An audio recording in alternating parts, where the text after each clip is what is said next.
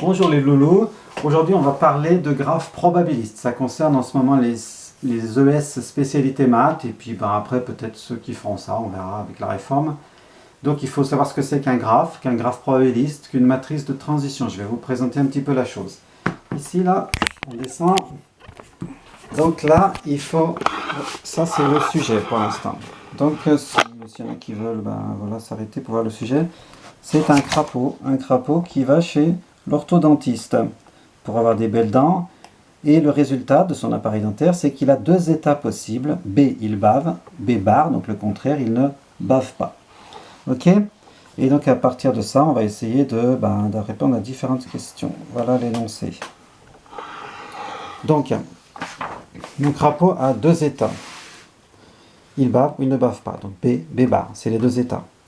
Ensuite, l'énoncé, ça, il faudra relire l'énoncé, mais l'énoncé me dit que s'il bave, il peut changer d'état chaque minute.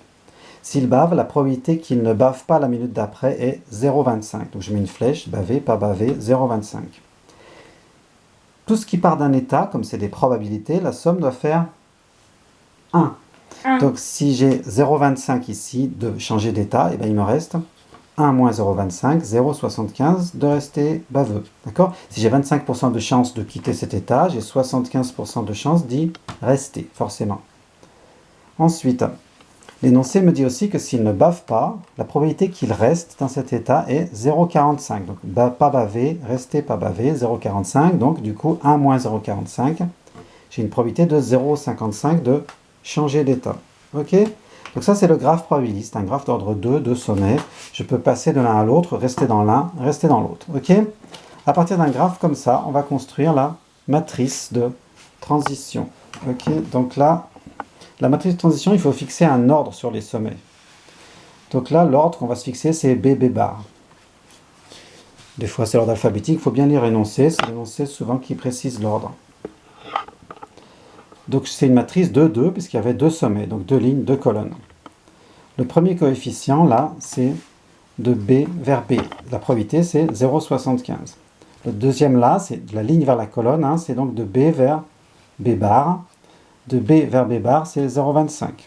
Là, de B bar vers B, c'est 0,55.